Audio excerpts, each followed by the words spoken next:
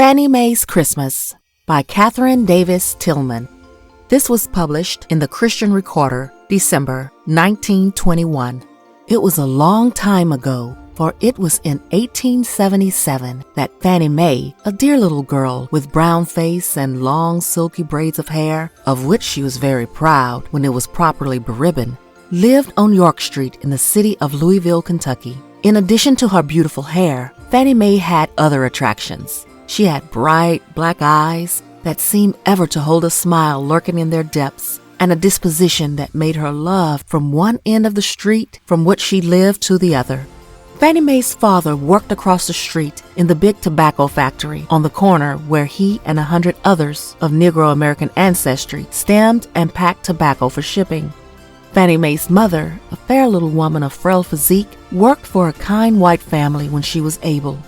Living was very high in this beautiful southern city, and when Fannie Mae's father had paid the exorbitant rent demanded by his white landlord for their two-room home, kept fire in the kitchen stove, and in the great fireplace in the living room, bought wood and the cheapest kind of clothing there was very little left of the $7.50 pay that he received each week. Then, too, as her father would have told you himself, he was a typical Kentuckian of that day, and a laboring man must have his morning toddy, and the little store on the corner with its bar in the rear sometimes got a third of his week's pay. So you see, when Fannie Mae's mother was ailing, and she had been now for several weeks and could not go to work for her white folks, it looked mighty slim for Christmas doings at Fannie's humble little home. And since there were just two things out of all things in the whole world that Fannie had set her heart on, it did seem as if a little girl who didn't act greedy and ask for lots and lots of things like Maybelle and Prudy Ann, two of her little friends, might have those two things.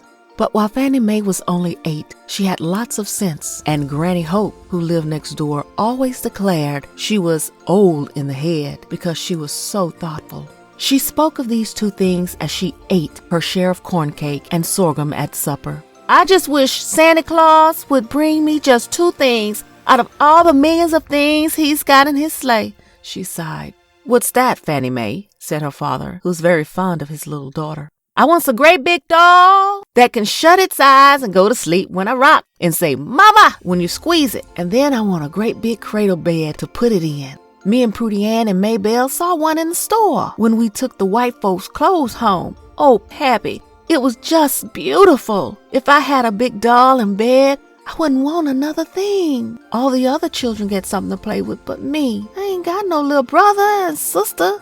Not nothing tall." Fannie Mae's father grew long. "Don't look for nothing this Christmas, 'cause I done heard tell Santa Claus wouldn't be able to get around to our place at all, 'cause time's so hard." Fannie Mae's bright eyes filled with tears. "And I ain't gonna get nothing at all," she said. "How come he ain't coming here this Christmas? He never missed before." "Time's too hard and Mama's sick. I would got something off a Sunday school Christmas tree, but I done missed 4 Sundays staying with Mama. And when you done missed 4 Sundays, Prudy Ann and Maybelle both say you don't get nothing off the Christmas tree." And overwhelmed by the tragic turn of affairs, Fannie Mae wept aloud. Fannie Mae's mother, who was in bed, roused right up. She always did. There was anything the matter with Fannie Mae. Mothers are like that, you know. "Stop crying, mother's child," she said. "Indeed, you will have something for Christmas. Soon as I feel the least bit better, I'll begin right away making some new Christmas clothes for Ella Virginia." Fannie Mae's most cherished possession was a big rag doll made by her mother out of a flour sack and stuffed with bran from a neighboring lumber yard. Her face was outlined with bluing, and on her head was real hair cut from Fannie Mae's mother's head. Ella Virginia had been Fannie Mae's pride since she was 5. She shared all of her games of playhouse and was hugged close to her bosom when Fannie Mae went to sleep.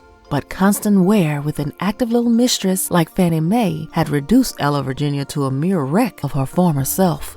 She had leaky arms and legs. Her face was so soiled that it was hard to discover where her eyes had been, and even Fannie Mae's loving heart ached at the sorry appearance of Ella Virginia beside the china dolls owned by Prudy Ann and Maybelle. The last time the trio had a sewing bee for their children over in Prudy Ann's backyard, Fannie Mae's friends had so openly poked fun at Ella Virginia that the little mother had arisen in righteous wrath and hied herself homeward, her eyes filled with angry tears, but the sad fact remained unchanged. Ella Virginia's best days were past. She could still be loved and played with alone at home, but out? Never. Still, it would not be fair to Ella Virginia to refuse new clothes for her. Her mother could make such a cunning little jacket and such pretty dresses for Ella Virginia, and she worked real buttonholes in her clothes, and Fannie Mae could button them just as she did her own. She assented tearfully and went about her dishes as cheerfully as she could, but her little heart was sad. Oh, so sad, because she of all the little girls in her street would have no visit from Santa Claus at Sunday school or at home. When Fannie Mae's last dish was washed and placed upon the cupboard shelves, and she had read a chapter in the New Testament with her father, she sat in her own little red rocker that her father's kind dark hands had made for her on her last birthday, and looked in the big fireplace and imagined how wonderful it would be if on Christmas Eve she could hang her stocking up just as she did last Christmas and wake up to find it all crammed to the toe with good things, candy and nuts and big yellow orange from far away Florida or California, and a big doll and sure enough cradle bed big enough to put her to sleep in, but the little eyes had closed, for the Sandman had managed to throw a good big handful of sand in them, I suppose. And Fannie Mae trembled out of the little red rocker to the floor, and her father picked her up and kissed her and put her to bed. When he was through, Fannie's mother was crying, for she had been watching Fannie Mae, and she knew what she thought about Christmas time when she was like Fannie Mae, and she knew it breaks a child's heart when she is told to expect nothing for Christmas. Billy boy, Fannie Mae's so little. She don't know anything about hard times. She must have a Christmas. And here I am sick and can't get out to work. Why, look here. It isn't fair for a poor man like me to have 2 babies on his hands at once, said Fannie's father, with an awkward pat on his sick wife's head. Don't worry, she'll have some Christmas. If I have to set up every night for a month, I'm going to make her a doll cradle bed, big enough for sure enough baby, just as she's fretting about. I've got some nice pine that will be just the thing, and you can make the mattress between the grunts, he added with a mischievous smile. Fannie Mae's mother was young, so she clapped her thin brown hands together almost as Fannie Mae would have. And Billy boy, I can make the little sheets and pillowcases and tack a comfort. I'm so glad you thought of such a beautiful thing to do. I know it will all be fine because you made Fannie Mae's little rocker so nice. Then too, said Fannie Mae's father, face all smiles, you know Granny Hope's a powerful hand for molasses cookies and molasses candy, and we've got a plenty of sorghum laid by. And if I can get hold of a few walnuts for the candy, I guess Fannie Mae might feel pretty good after all, except for the doll. And I don't see how we can manage that unless one drops down from the sky somewhere, like the babe of Bethlehem, sighed the mother. Well, I'll do all I can to make Ella Virginia presentable. Night after night found Fannie Mae's father sitting up after a hard day's work at the factory, working on a cradle bed. Sometimes he would fall asleep at his task, but when he did, he always got up an hour earlier in the morning and made up for it. He had to hide it at Granny Hope's next door to keep Fannie Mae from knowing. At last, it was finished, and when he brought it into the home after Fannie was asleep, Fannie Mae's mother was too happy for anything. Oh, how could you make such a beautiful, beautiful bed all by yourself, she said. For the cradle bed was wonderfully carved with a figure of an angel at the head, and it had nice, even slats and rockers just like a true bed. It is big enough for a real baby, sure enough, said the mother. Then they began to plan again about the cookies and candy. Yes, Granny Hope would make them. Fannie Mae's mother had done her more than one good turn when she was down with her back, and they needn't bother one mite about the walnuts, for she had some nice fresh ones her son had sent from the country, and she would make walnut taffy like she used to make at the big houses at Christmas times before the war. Of course, she meant the Civil War that freed the American slaves. Fannie Mae knew nothing of these delightful doings, but she was more cheerful than she had been, for she was busy making presents for others. Out of an old red flannel shirt Granny Hope gave her, she made a needle case for her mother and stitched the edges with coarse black thread and a pen wiper for her father. Then she made 2 iron holders for Granny and covered them with some scraps of ticking, and for Prudy Ann and Maybelle, she made the dearest little pincushions. Did you know there was so much Christmas in a discarded red flannel shirt? Of course, there was magic in Fannie Mae's little fingers, the magic of love, and we can all have that if we work hard enough for it. You remember, I told you that everybody liked Fannie Mae because of her pleasant disposition. Well, Prudy Ann and Maybelle and the school teacher and the Sunday school teacher all missed the bright-eyed little one with a sunny smile. And when children told the teachers how Fannie Mae's mother was sick and Santa Claus wouldn't be able to bring Fannie Mae not a speck of Christmas, both of her teachers felt so sorry and said to themselves that something must really be done about it. For it really wasn't right for a little girl who minded her parents and teachers and did her work well at home and school and seldom ever pouted should have to go without Christmas. The day teacher, a young woman who had struggled very hard to get through school herself, went to work that very day and began to crochet Fannie Mae the dearest little blue hood, just like all the fortunate girls were wearing that winter. And then she ripped up a blue shirt that she had outgrown, cleaned and pressed it, and made Fannie Mae a little blue cape to match the hood, and bought it and sewed 3 shiny gold buttons down the front. The Sunday school teacher, who was a very busy woman with a big family of her own, took time and went to see Fannie Mae's mother to learn just exactly what Santa Claus might be expected to do for her Fannie Mae at Christmas. They had a nice visit. Then the teacher saw the superintendent and gave him the size of the little girl's shoes.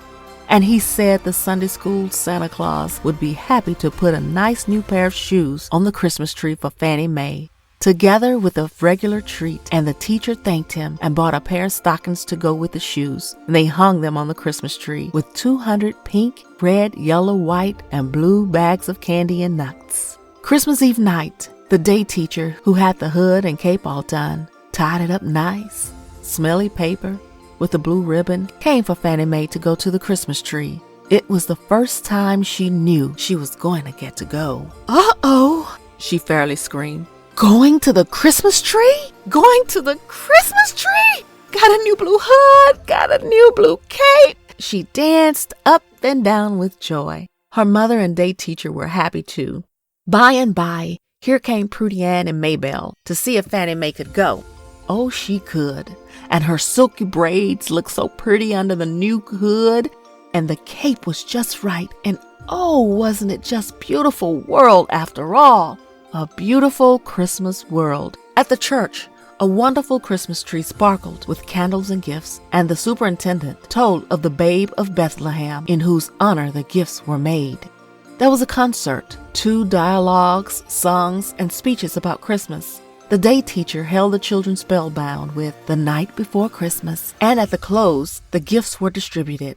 Fannie Mae got a pair of shoes, stockings, a pink bag of candy, and a little china doll, jointly contributed by her 2 little friends. How happy she was when she took her things home. But when she rushed up to the door, she found that Mama was not well enough to be disturbed, and that she was to sleep next door at Granny Hope's, and her father added that Granny said she had better hang up her stocking, for she heard that Santa Claus might be coming after all.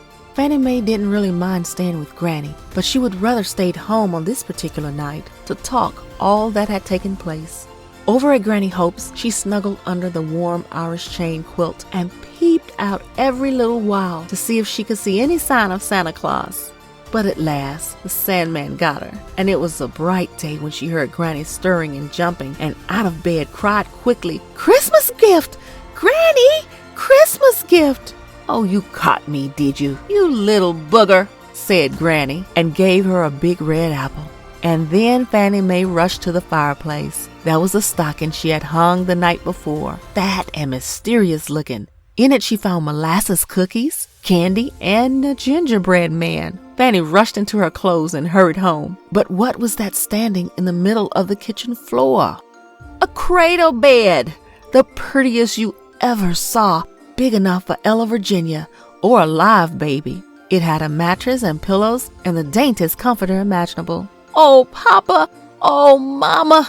She cried, rushing into the other room, but she stopped still, for her mother was taking medicine from a glass her father held, and Granny, who had come in another way, was holding something in her arms. Something that looked like a doll. Something tiny and brown and wrinkled. But, oh, so very dear. Something that you loved the very minute you laid eyes on it and wanted to hold it in your arms. "Oh, Mama, it isn't a live baby, is it?" cried the happy child, and Granny laid it in her arms for a wee moment. "Yes, it is your Christmas gift. Your own dear little baby brother. Will you let him lie in your cradle bed when he is sleepy?" "Oh, Mama!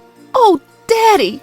cried Fannie Mae. "I thought I wasn't going to have a Christmas at all, and it's the best Christmas in the whole world, isn't it? Didn't God give us a good Christmas this time?"